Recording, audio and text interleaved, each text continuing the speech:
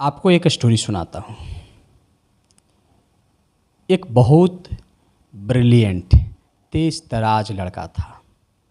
सारी ज़िंदगी फर्स्ट आया। साइंस में हमेशा 100% स्कोर किया। अमूमन ऐसे लड़के इंजीनियर बनने चले जाते हैं। सो उसका भी सिलेक्शन IIT चेन्नई में हो गया। वहाँ से बीटेक किया और वहाँ से आगे पढ़ने के लिए अमेरिका चला गया और यूनिवर्सिटी ऑफ कैलिफोर्निया से MBA किया। अब इतना पढ़ने के बाद तो वहाँ अच्छी नौकरी मिल ही जाती है और उसके साथ भी वैसा ही हुआ। नौकरी करने लगा। 5 बेडरूम का घर उसने लिया। शादी यहाँ चेन्नई की ही एक बेहद खूबसूरत लड़की से किया। एक आदमी और क्या मांग सकता है अपने जीवन में। पढ़ लिख के इंजीनियर बन गया, अमेरिका में सेटल हो गया, मोटी तनख्वाह की नौकरी मिल गई, बीबी बच्चे सुख में जीवन व्यतीत करने लगे। लेकिन अचानक दुर्भाग्यवश आज से 4 साल पहले उसने वहीं अमेरिका में सपरिवार हत्या कर ली। अपनी पत्नी और बच्चों को गोली मारकर खुद भी गोली मार ली। What went wrong? आखिर ऐसा क्या हुआ? गड़बड़ कहाँ हुई? यह कदम उठाने से पहले उसने बाकायदा अपनी पत्नी से डिस्कस किया, फिर एक लंबा सुसाइड नोट लिखा और उसमें बाकायदा अपने इस कदम को जस्टिफाई किया और यहाँ तक लिखा कि यही सबसे श्रेष्ठ रास्ता था। इन परिस्थितियों में उसके पास कोई और विकल्प नहीं था। उनके इस केस को और उस सुसाइड नोट को California institute of clinical psychology ने व्हाट वेंट रॉन्ग जानने के लिए स्टडी किया। पहले कारण क्या था? सुसाइड नोट से और मित्रों से पता किया। अमेरिका की आर्थिक मंदी ने उसकी नौकरी ले ली। यानी अमेरिका की आर्थिक मंदी में उसकी नौकरी चली गई। बहुत दिन खाली बैठे रहा, नौकरियां ढूंढते रहा, फिर अपनी तनख्वाह कम करते गए और फिर भी जब नौकरी न मिली, मकान की किस्त जब टूट गई तो सड़क पर आने की नौबत आ गई। कुछ दिन किसी पेट्रोल पंप पर तेल भरा करता। साल भर ये सब बर्दाश्त किया और फिर अपनी पति पत्नी ने अंत में खुदकुशी कर ली। इस केस स्टडी को ऐसे कंक्लूड किया है एक्सपर्ट्स ने, this man was programmed for success, but he was not trained how to handle failure.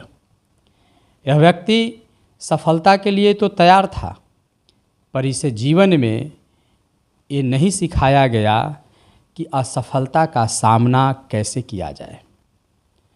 अब उसके जीवन पर शुरू से नज़र अगर डालते हैं, पढ़ने में बहुत तेज़ था, हमेशा फर्स्ट ही आया।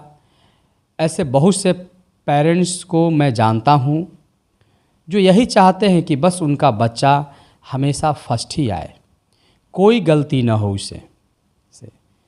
गलती करना तो यूँ मानो कोई बहुत बड़ा पाप कर दिया और इसके लिए वो सब कुछ करते हैं हमेशा फर्स्ट आने के लिए।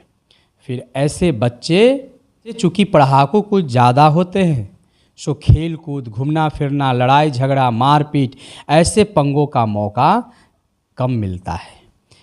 12th करके निकले तो इंजीनियरिंग कॉलेज का बोझ लद गया बेचारे पर।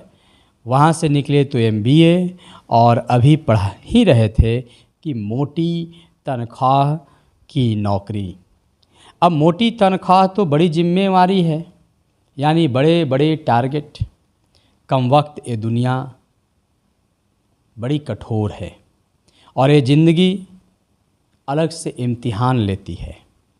आपकी कॉलेज की डिग्री और मार्कशीट से कोई मतलब नहीं है उसे, वहाँ कितने नंबर लिए कोई फ़र्क नहीं पड़ता। ये ज़िंदगी अपना अलग क्वेश्चन पेपर सेट करती है और सवाल सब आउट ऑफ सिलेबस होते हैं, टेढ़े मेढ़े, उटपुटांग, और रोज़ इम्तिहान लेती है। कोई डेट शीट नहीं है। एक अंग्रेजी उपन्यास में एक किस्सा पढ़ा था।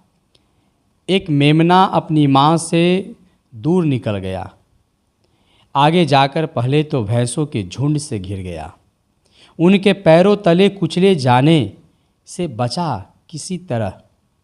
अभी थोड़ा ही आगे बढ़ा था कि एक सियार उस झपटा मारा, किसी तरह झाड़ियों में घुस के जान बचाई तो सामने से भेड़िया आते दिखे।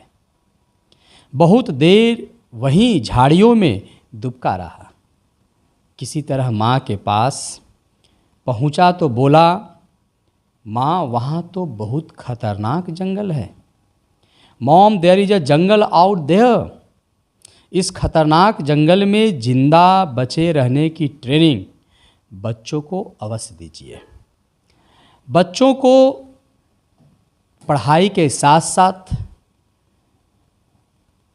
संस्कार दीजिए और सफलता के लिए आपकी तैयारी हो, उसके साथ साथ अपने बच्चों को trained for failure, trained how to handle failure की भी शिक्षा आप दें।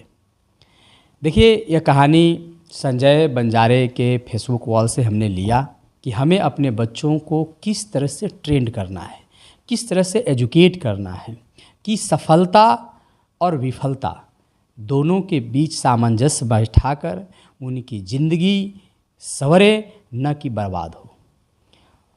तो व्हाट वेंट रॉन्ग से हमने यही सीखा, यही जाना, यही समझा कि हमें अपने बच्चों को सफलता के साथ साथ फेल्यूर को सामना करने के लिए भी तैयार करना चाहिए। We should prepare our children how to handle failure also. तो आपको यह स्टोरी कैसा लगा, आप अपनी प्रतिक्रिया कमेंट बॉक्स में दीजिएगा।